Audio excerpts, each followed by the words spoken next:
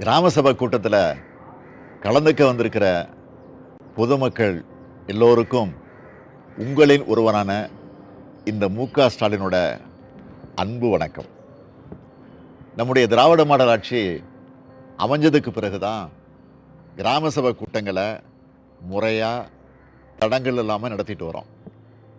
கிராமப்புற மக்களோட குரல் எப்பவும் எந்த சூழலையும் தடையில்லாமல் உழைக்கணும்னு தான் இதுபோல் கிராம சபை கூட்டங்களை தடையில்லாமல் நடத்துகிறோம். மக்களாட்சி முதல்ல மலர்ந்த இடம் கிராமங்கள் தான். பார்த்தோம்னா நேற்று தமிழ்நாடு முழுக்க கிராம சபை கூட்டங்கள் நடந்திருக்கு. முதல்வர் அவர்கள் இங்க சென்னையிலேயே ஒரு கார்டன்ல ஜமக்காலத்தை விரிச்சிட்டு ஏதோ அவரு நிஜமாக போய் ஏதோ விவசாய நிலத்துல உட்கார்ந்து இருக்கிற மாதிரி உட்கார்ந்துகிட்டு பேட்டி கொடுக்கிறார். என்ன சொல்றாரு? கிராமங்கள் நல்லா இருந்தாதான், நல்ல விவசாயம் நல்லா இருந்தாதான் கிராமங்கள் நல்லா இருக்கும், அப்பதான் இந்த நாடு நல்லா இருக்கும்னு சொல்றாரு. முதல்ல இங்க விவசாயம் நல்லா இருக்கிறதுக்காக முதல்வர் அவர்கள் காவேரியில இருந்து உரிய தண்ணீரை பெற்று கொடுத்தாரா? விவசாயிகளுக்காக ஒரு அறிக்கை கொடுத்தாரா? பாதிக்கப்பட்ட விவசாயிகளுக்காக செவி சாய்த்தாரா? அனைத்து கட்சி கூட்டத்தை கூட்டுங்கள் நம்ம கேட்டுக்கிட்டு இருக்கோம், அதுக்கு இன்னும் பதில் இல்ல. அதே போல இன்னைக்கு சோனியா காந்தி அவர்களையும் பிரதமரையும் சந்தித்து கர்நாடக அரசுக்கு நீங்க அழுத்தம் கொடுத்து காவேரியில தண்ணி வாங்கி கொடுங்கன்னு கேக்குறோம், அதுக்கு பதில் இல்ல. நீர்வளத்துறை அமைச்சர் இன்னைக்கு காமெடி பண்ணிக்கிட்டு கேலி பேசிக்கிட்டு இருக்காரு, அதுவா இன்னைக்கு தீர்வு என்பதை எல்லாரும் நம்ம யோசிக்கணும். ஏன்னா இன்னைக்கு வெறும் கிராம சபை கூட்டம் நேற்று எப்படி தமிழ்நாடு முழுக்க நடந்துச்சுன்றது ஒரே ஒரு எக்ஸாம்பிள் உங்க பத்திரிகைக்காரர் உங்க எல்லாருக்கும் தெரியும். அத்தனை இடங்களிலுமே கிராம சபை கூட்டம் ஒட்டுமொத்த கிராம மக்களால் புறக்கணிக்கப்பட்டது. அப்படியே சில இடங்களில் நடந்த இடங்களிலும் அதிகாரிகளுக்கும் அங்க லோக்கல் ஆட்சியில இருக்கின்ற திமுக காரர்களுக்கும் விவசாய பெருமக்களுக்கும் பெரிய அளவுல கை கலப்பே நடந்திருக்கு. அப்போ மக்கள் தங்கள் குறைகளை சொல்றதுக்கு தான் கிராம சபை கூட்டம். அப்ப குறையே சொல்லக்கூடாது அப்படின்னா என்ன நியாயம்? அப்ப எதுக்கு கிராம சபை கூட்டத்தை கூட்டுறீங்க? இன்னைக்கு எல்லா இடத்திலையும் திமுக அரசுக்கு எதிர்ப்பான ஒரு கிராம சபை கூட்டம் நேற்று நடந்திருக்கிறது.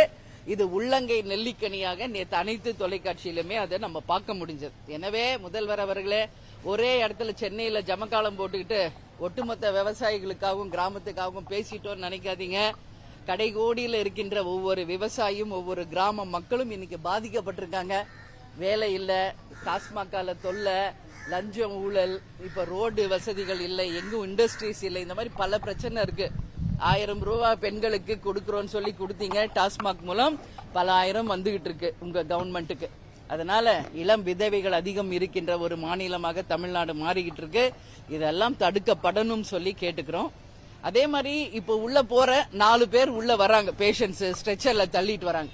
நான் கேட்டேன், டெங்கு பேஷண்ட்ஸா? இல்ல, டிபிஐல உண்ணாவிரதம், இன்னையோட 7வது நாள் உண்ணாவிரதம், மயக்கம் அடைஞ்சு இன்னைக்கு அவங்களை கொண்டுட்டு அட்மிட் பண்றோம் அப்படின்னு சொல்றாங்க. நான் முதல் முறையாக நான் தான் ஃபர்ஸ்ட் போய் டிபிஐல ஆசிரியர்களுக்காக ஆதரவு குரல் கொடுத்திருக்கோம், அவங்களுக்கு துணை நிற்போம்னு சொன்னோம். ஆனா இன்னைக்கு 7வது நாள் ஆயிடுச்சு, இன்னைக்கு வரைக்கும் அவங்களுக்கு உரிய நியாயம் கிடைக்கவில்லை. அமைச்சர் அவர்கள் அவங்க வீட்டுக்கு அழைச்சு பேசுறார், அது எப்படி நியாயம்? எங்க எல்லாரும் உண்ணாவிரதம் உட்கார்ந்து இருக்காங்களோ அங்கதான் அமைச்சர் போய் அவங்களுக்காக பேசணும். இவங்க வீட்டுல உட்காந்துக்கிட்டு அங்க பேசுங்கன்னா எப்படி வரும்? அதே மாதிரி ஆலோசனை பண்ணுகிறோம், பரிசீலனை செய்கிறோம், இது அவங்க கேட்டு கேட்டு அழுத்து போயிட்டாங்க. அதனால இந்த முறை முடிவு தீர்க்கமாக உறுதியாக இருந்தால் மட்டுமே நாங்க உண்ணாவிரதத்திலிருந்து கலைந்து போவோம்னு டிபிஐ வளாகத்தில் இருக்கின்ற இடைநிலை ஆசிரியர்கள் சொல்றாங்க. இன்னைக்கு எவ்வளவு பேர் அங்க மயக்கம் அடைஞ்சு இன்னைக்கு உடல்நிலை குறைவால பாதிக்கப்பட்டிருக்காங்க. டெங்கு அதிகமா பரவிக்கிட்டு இருக்கு. அங்க நான் நேரடியா போய் பார்த்தேன், அவங்களுக்கு எந்த டாய்லெட் வசதியோ சாப்பாடு வசதியோ தங்கும் வசதியோ எதுவுமே இல்ல. வெகு விரைவில் அங்கேயும் டெங்கு பரவுறதுக்கு நிறைய வாய்ப்பு இருக்கு. தமிழக அரசு உடனடியாக இதுல கவனத்துல கொண்டு டிபிஐ வளாகத்தில் இருக்கின்ற இடைநிலை ஆசிரியர்களுக்கு உரிய தீர்வை செய்யணும். ஏன்னா இன்னைக்கு காலாண்டு எக்ஸாம் முடிஞ்சு ஸ்கூல்ஸ் ஓபன் ஆயிடுச்சு, எல்லா இடத்துலயும் ஸ்கூல்ஸ் ஓபன் இருக்கு.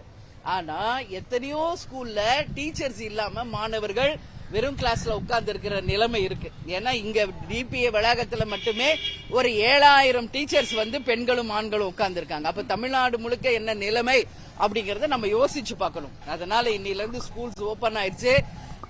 தமிழக அரசு இன்னமும் மெத்தனம் காட்டாம, இன்னும் கவனக்குறைவா இல்லாம அவங்களை அழைத்து பேசி அவங்களுடைய உரிமையை, அவங்களுடைய என்ன கேட்கிறாங்களோ அந்த பிரச்சனைக்கு முற்றுப்புள்ளி வைக்கணும்னு சொல்லி நாங்க கேட்டுக்கிறோம். ஏன்னா யாருக்கெல்லாம் பெர்மனன்ட் ஜாப் இல்லையோ அவங்களுக்கு பெர்மனன்ட் ஆக்குங்க.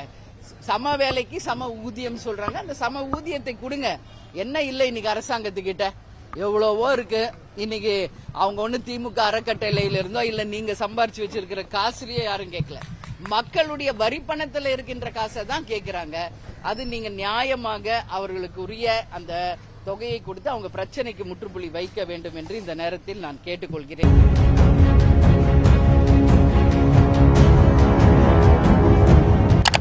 மறக்காமல் நமது IND தமிழ் பக்கத்தை பின்பற்றிக் கொள்ளுங்கள்.